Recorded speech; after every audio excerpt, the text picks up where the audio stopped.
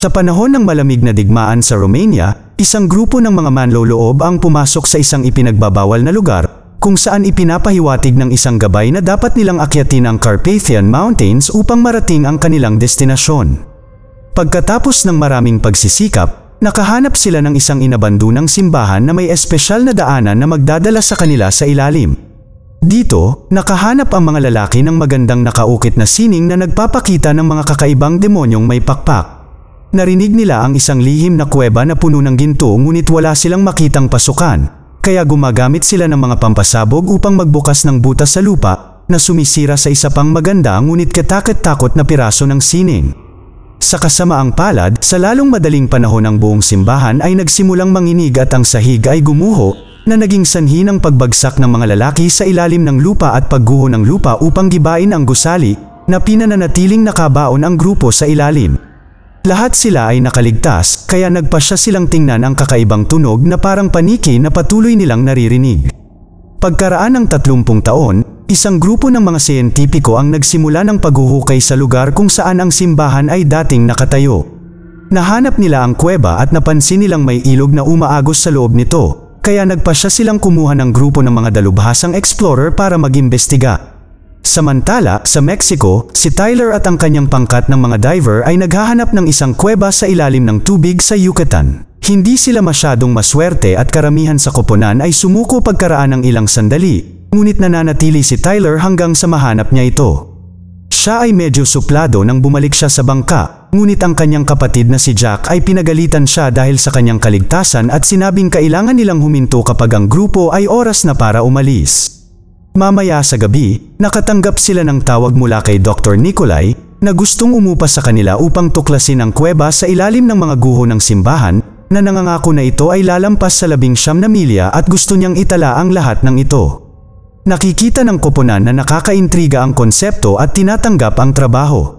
Kinabukasan, dumating ang team sa exploration site at habang inihahanda nila ang kanilang kagamitan, napansin ni Tyler si Catherine, isa sa mga scientist.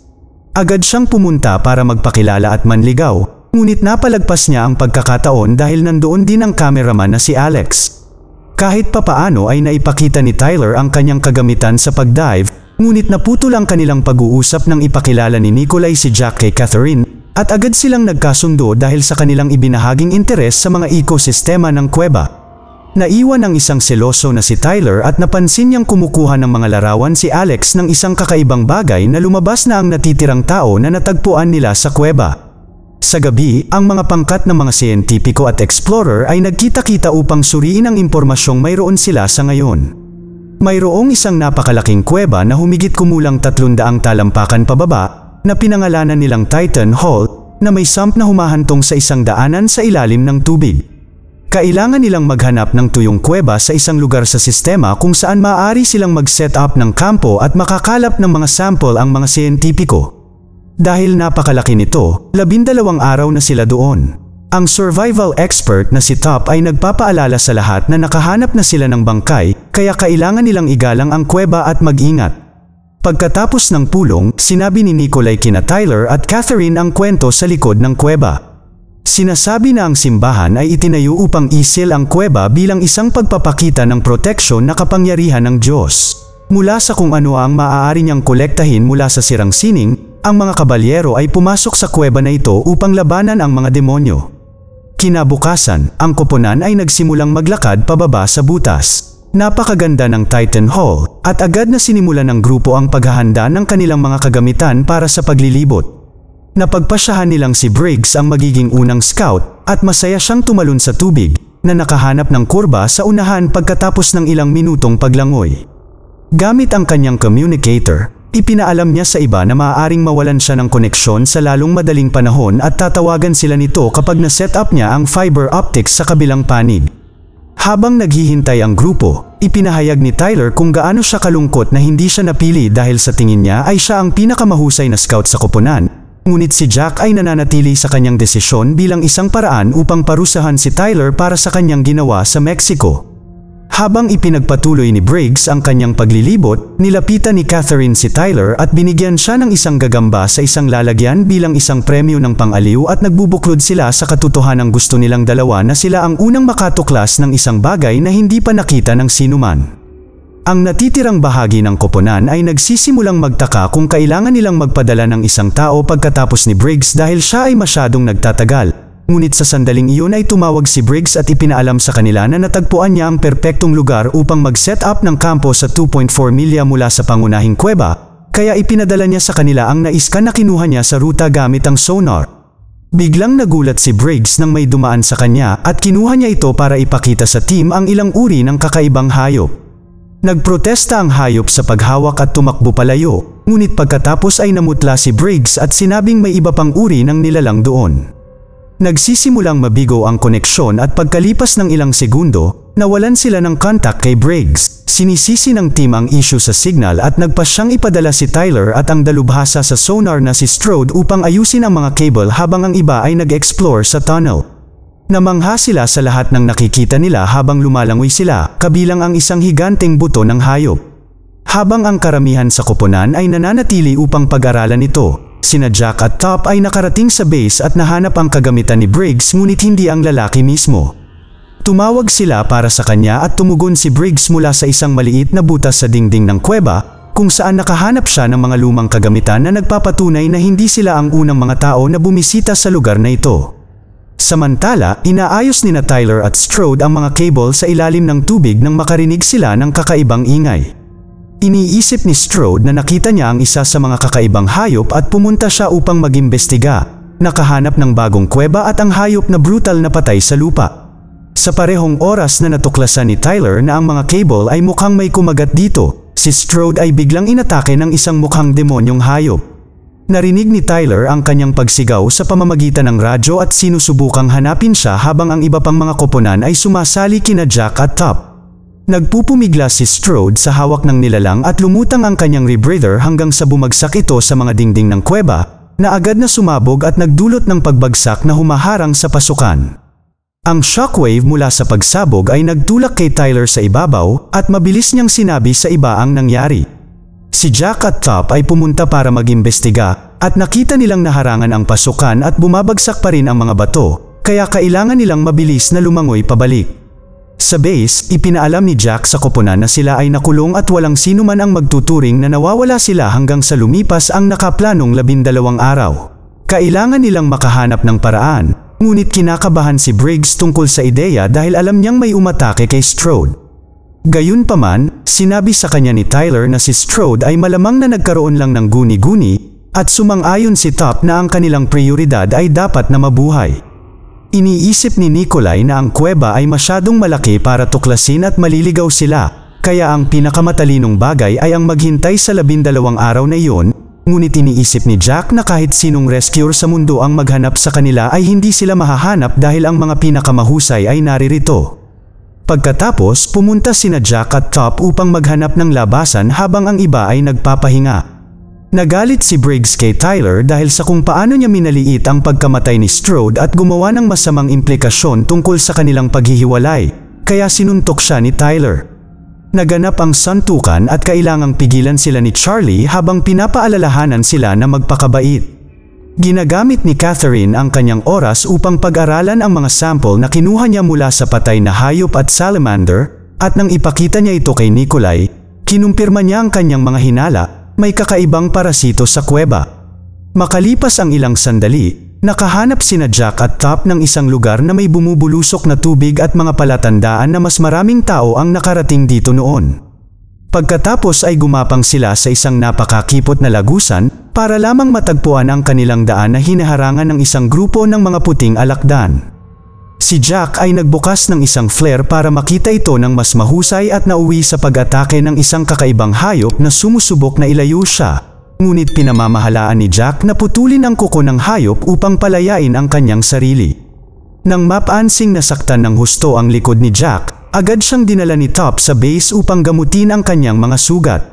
Tinitingnan ni Catherine ang kuko at pinag-isipan ang lahat ng mga hayop sa kuweba na dati ay pareho sa ibabaw. Ngunit pagkatapos ng mahabang panahon ng paninirahan dito, Sila ay nagbago at nawala ang kanilang paningin kapalit ng isang mas mataas na pang-amoy at pandinig. Iniisip ni Nikolai na nakakita sila ng isang buong bagong ekosistema at itinuro ni Catherine na ang kuko ay kapareho ng mga demonyong sining ng simbahan. Napansin din ng mga siyentipiko na ang kuko ay may parehong parasito sa loob nito. Kahit na may isang mapanganib na nilalang sa labas, iniisip ni Nikolai na dapat silang maghintay. Ngunit ang koponan ay sumang-ayon na dapat silang magpatuloy at maghanap ng labasan bago sila kainin ito. Habang nililibot nila ang kuweba, nakakita sila ng isang bungkos ng mga buto ng tao na may mga marka ng ngipin na nagpapatunay na ang hayop ay isang predator. Pagkatapos ay tumawid sila sa makitid na lagusan at umabot sa kabilang bahagi ng daanan, kaya nauna si Jack upang mag-scout. Naiinis si Briggs dahil maaari naman silang gumamit ng sonar. Ngunit nang tingnan niya ang landas na hindi tinahak ni Jack, ang sonar ay nagpapahiwatig ng isang bagay na kumikilos. Natakot sa maaaring nasa loob nito, kinain ni Briggs ang kanyang pagmamataas at tinanggap na sundan si Jack kasama ang iba. Nagsimulang umakyat ang grupo pataas sa pamamagitan ng pag-akyat sa ilang pader, at ginulat ni Jack si Top sa pagsasabing naamoy niya ang tubig. Makalipas ang ilang sandali, napatunayang tama si Jack nang makakita sila ng ilog. Naghagis siya ng flare dito para tingnan kung may mga hayop at itinala ni Alex ang buong proseso na ikinagalit ni Jack ng hindi karaniwan. Itinulak niya si Alex palayo at ibinagsak ang camera sa tubig bago siya pinagsabihan ni Alex para dito. Ang mga salita ay nagpakalma kay Jack sa kanyang galit at humingi siya ng tawad.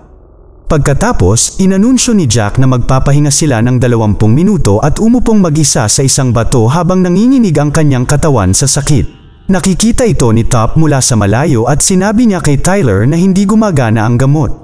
Sa biglaang pagkabigla ni Jack, narinig niya ang sinasabi ng lahat kahit na hindi sila malapit sa kanya.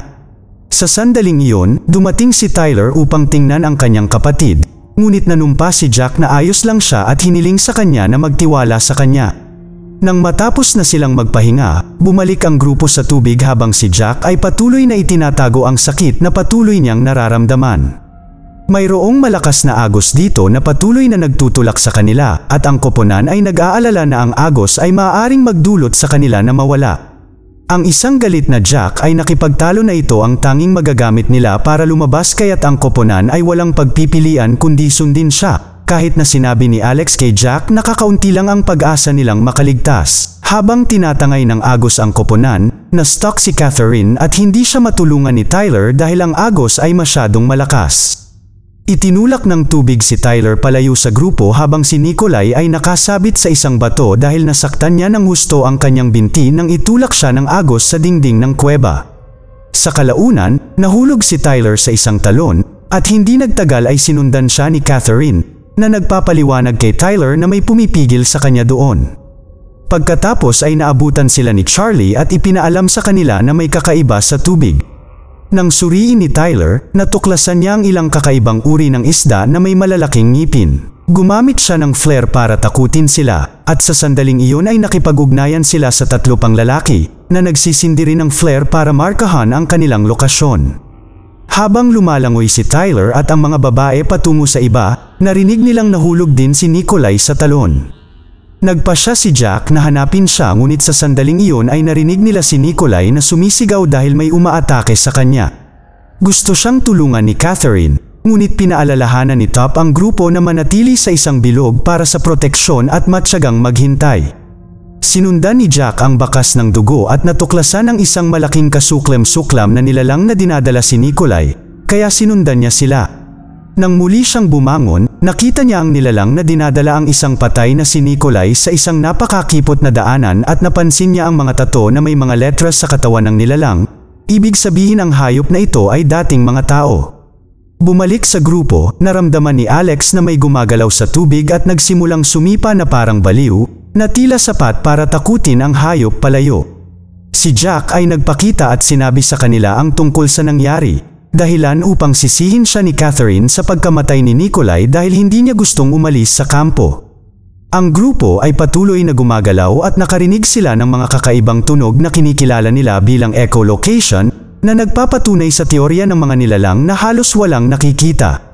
Sa kalaunan, nakahanap sila ng agos na tila pangunahing daloy ng tubig na dapat maglabas sa kanila, ngunit hindi sila sigurado kung ligtas ito kung isasaalang-alang ang mga nilalang. Nagpasya si Jack na dapat silang magsimulang umakyat sa mga pader at nagboluntaryo si Charlie na mauna, ngunit tinanggihan siya ni Jack, sinasabing sila ni Tyler ang baalang umakyat. Habang inihahanda nila ang mga kagamitan, sinabi ni Catherine kay Tyler na masyadong lumalala ang sakit ni Jack para mamuno, na narinig ni Jack. Sinasamantala ni Charlie ang kanilang pagiging abala upang magsimulang umakyat. Mabilis na kumilos upang maabot ang isang gilid sa loob ng ilang minuto. Sa itaas, nakaramdam si Charlie ng madadaanan nila at ang iba ay naghahanda na para sundan siya. Gayunpaman, nang tumingin si Charlie ng mas malalim sa loob, nakita niya ang isang higanting nilalang na parang paniki na umuungol sa kanya. Agad na umatras si Charlie at nadulas sa gilid, dahilan para mahulog siya at mawala ng malay sa loob ng ilang segundo. Buti na lang at napigilan siya ng lubad at nang magising siya, nalaman niyang sinusundan siya ng halimaw. Sinimulan na ng team na maibaba siya ngunit hindi sila sapat na mabilis, kaya nagsimulang mag-swing si Charlie sa kanyang lubad habang ginagamit niya ang kanyang flamethrower upang pigilan ang hayop. Nang magkaroon na siya ng pagkakataon, pinutol ni Charlie ang lubad at tumalon sa katabing pader, na iniisip na sa wakas ay ligtas na siya.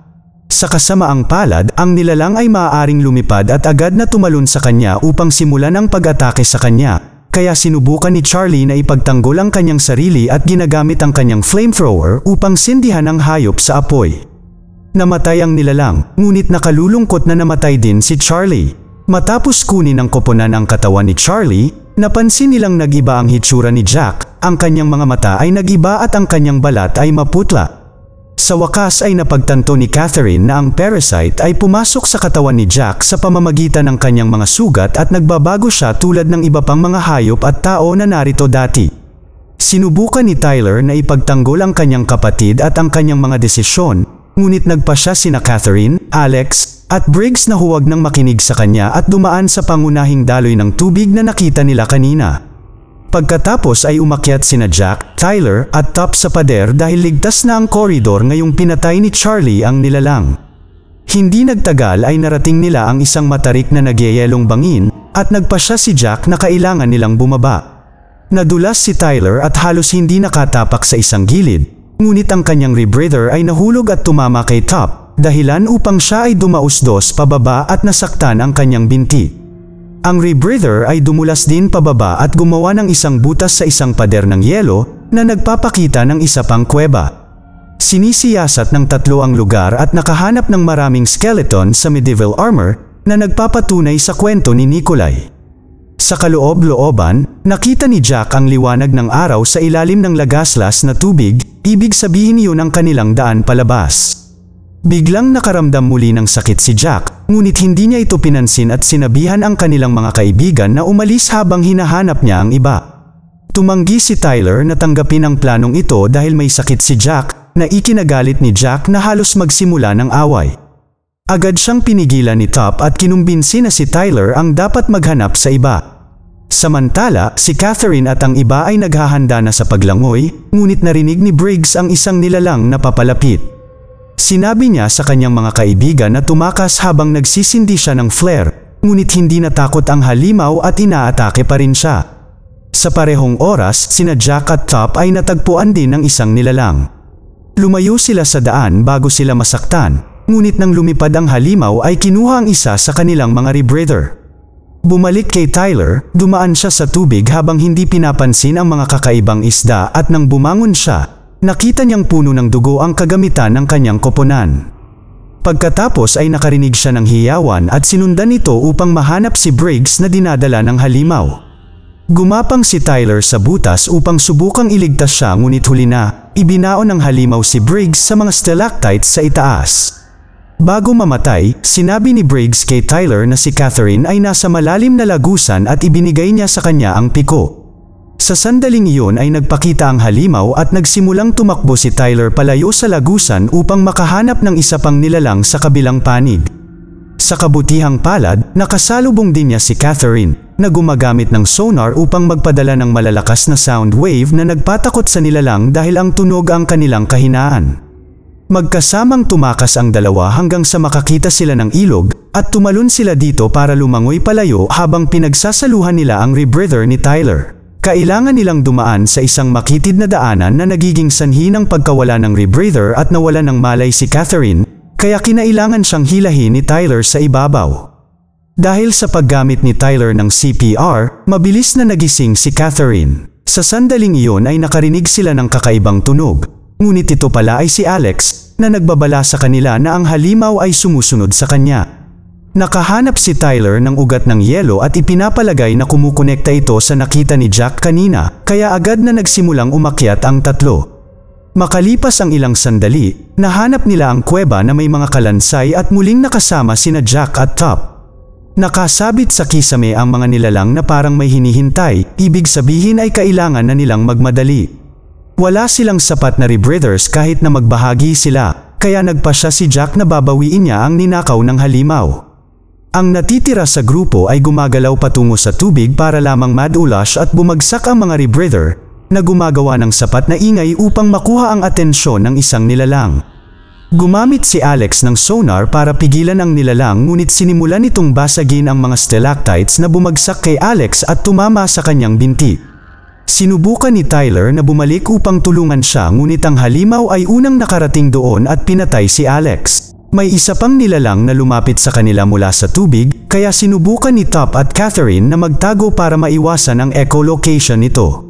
Nahanap pa rin sila ng halimaw at hindi ito umaalis kahit na tinamaan ito ni Top gamit ang rebreather, ngunit tumalon si Tyler at pinatay ito gamit ang isang machete.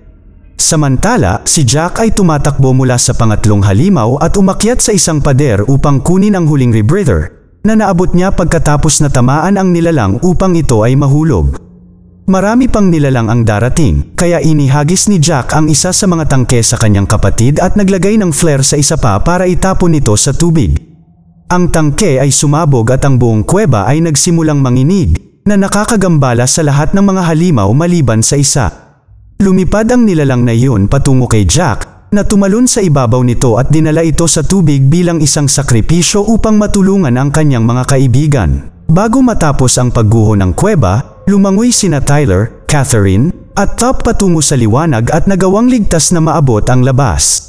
Sa huling eksena, makalipas ang ilang araw sa lungsod, nagpaalam si Tyler kay Top bago makipagkita kay Catherine sa isang cafe.